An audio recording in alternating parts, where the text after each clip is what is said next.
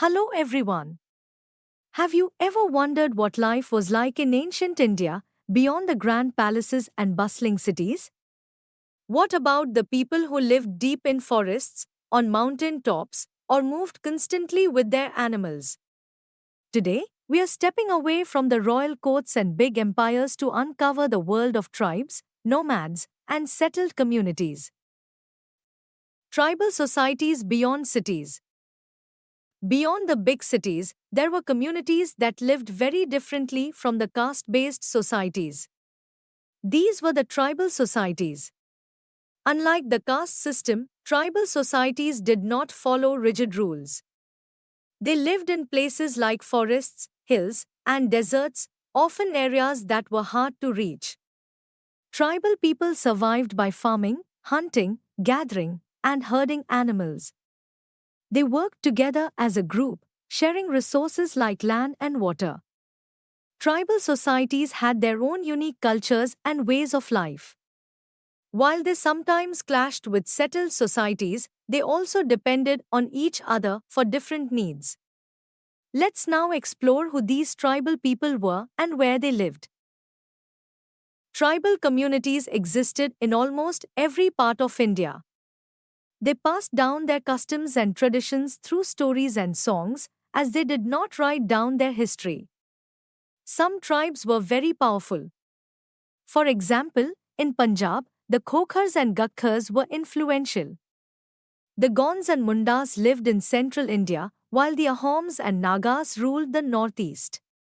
Each tribe controlled its land and worked together to manage their resources.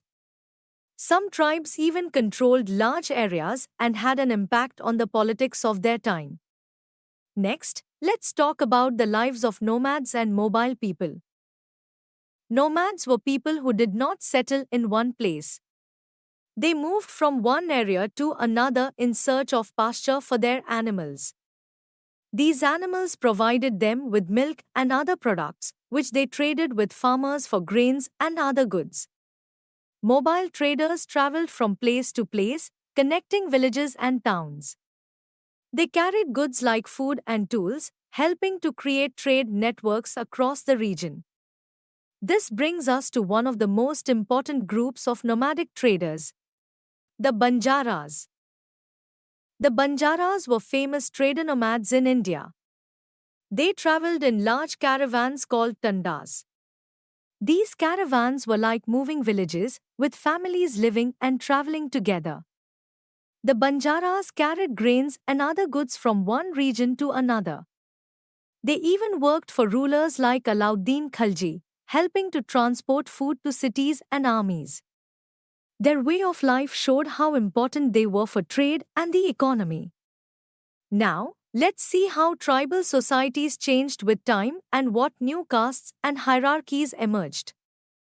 Over time, tribal societies began to change as they interacted with caste-based communities. New groups, called jatis, were formed. These included specialized workers like carpenters and blacksmiths. Tribes also began to integrate into caste-based society.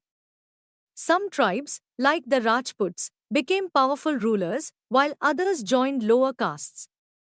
In the northwest, some tribes embraced Islam and rejected the caste system altogether. These changes show how the needs of the economy and society shaped people's lives. Now, let's take a closer look at two important tribes, the Gonds and the Ahoms.